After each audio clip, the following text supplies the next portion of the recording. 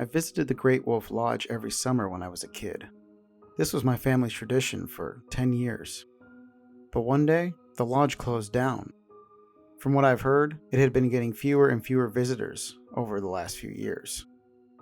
By then, I'd finished high school about a year prior. I was surprised when I heard the news. I couldn't imagine the Great Wolf Lodge losing business like that. At first, I didn't overthink the closure, but then I got a phone call from my friend Jenny. She asked me if I'd heard about why the place closed. I confirmed and told her what I heard. Jenny said that that's what the former owner wanted us to think. According to her, strange things had happened there, and the owner closed the place out of fear that someone would find out. I asked Jenny what these strange things were. She admitted that she had no idea, but knew how to find out. She told me that whatever was going on happened at night, and asked me to help her uncover the truth the next night. Normally I wouldn't do stuff like this, but to be honest, what Jenny said kind of made sense at the time. I mean, it's hard to believe that the Great Wolf Lodge, of all places, was losing business. Anyway, I agreed to participate in Jenny's investigation. She told me to meet her at the Great Wolf Lodge at 10:55 p.m. Before I left, I snuck into the basement and took my dad's gun from the safe. I didn't want to be a sitting duck should the place turn out to be a gang's hideout or something. So I drove to the Great Wolf Lodge with the gun tucked in my pants. Jenny and I parked near the building and approached the main entrance. She quickly picked the lock, and the two of us entered the place.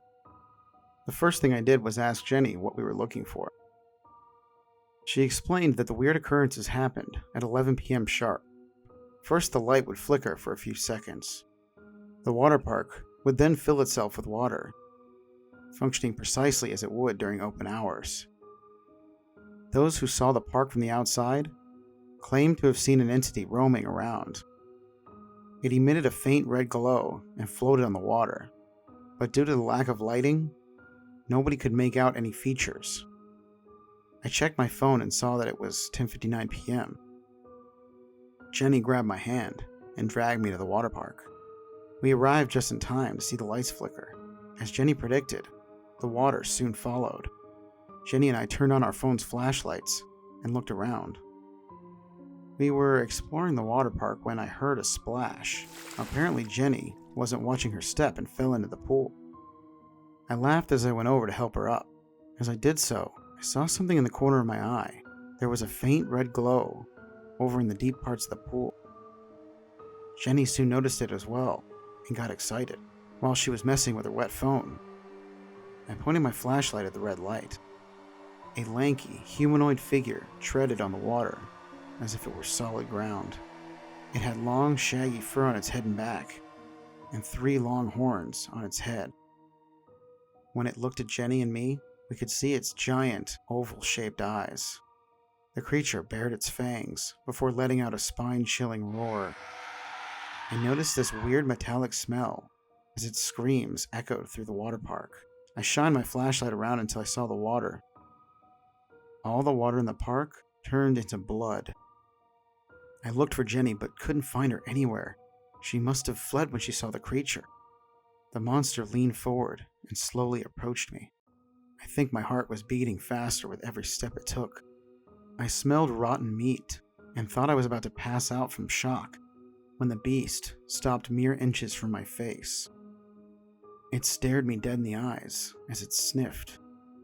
The thing then spoke to me, though I could barely understand its hoarse voice, but I think it said something along the lines of, "Darkness comes to those who tread my waters."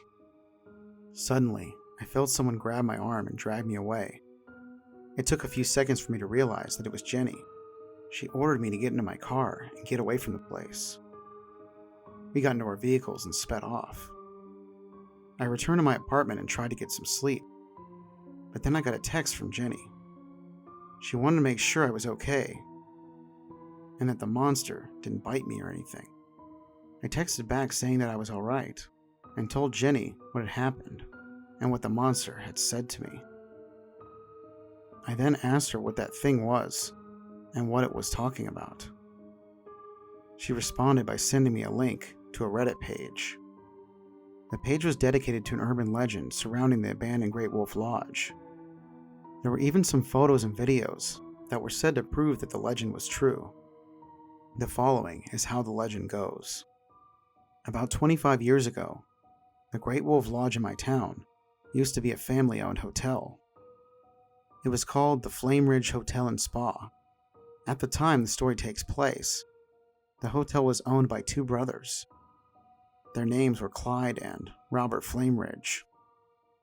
Former guests claimed that the Flameridge Hotel and Spa was the best in town. Its revenue grew with each passing year. That's why everyone was surprised when they learned that the place was going to become a Great Wolf Lodge. At the time, the first Great Wolf Lodge had been around for less than a year. Clyde was the one who sold the Flameridge Hotel and Spa. As for his younger brother Robert, nobody knew where he was. Clyde explained that he had a falling out with Robert. Apparently Robert was furious when Clyde told him he was selling their hotel. The Flameridge Hotel and Spa had been around since the founding of my hometown. He thought turning the place into another Great Wolf Lodge would make more money. Yep, Clyde destroyed his family's legacy over cash. He was so greedy that he refused to listen to Robert's arguments. Robert was so furious with his brother that he never wanted to see him again. He took half the brother's savings and moved out of town. But before leaving for good, Robert decided to take revenge on his brother. See, Robert studied world mythology in his free time. He was a firm believer in the supernatural. While thinking of a way to get back at his brother, Robert called a particular entity that would be perfect for the job. Its name was Rakumek. Rakumek was a water spirit that believed all water was his territory. If you summoned him somewhere with water, he would guard the place as if it were his home. The only downside is that Rakumek could only appear at night. On the night before he left town, Robert made his move. He did the summoning ritual in the spa, since that room held the most water. When the water started turning into blood, Robert knew the ritual was successful, so he rushed out of the hotel, leaving Rakumek to do his work. What happened to the former Flameridge Hotel and Spa was explained through the news articles posted on the Reddit page. Guests filed complaints about everything that started to go wrong for the new Great Wolf Lodge. Apart from every now and then replacing the water with blood, Rakumek had caused other calamities such as power outages and rotten food. Guests and staff members alike had also claimed to see a hideous creature roaming the Great Wolf Lodge at night. Rakumek even went as far as physically attacking some guests in their rooms. I'm not sure if Clyde or the resort's new owners realized what was happening, but the only solution management could think of was banning overnight stays. It must have worked because the Great Wolf Lodge had prospered since.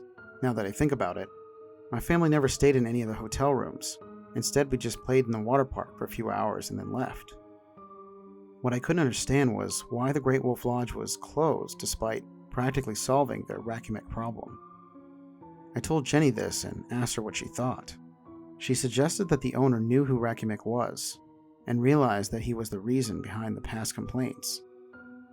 The owner probably thought keeping it open would be too risky if Rakumek was there. To be honest, I can't say I blame them. I hope the place gets demolished and nothing gets built over it. I'd hate to think of what would happen if someone else had the misfortune of encountering that beast.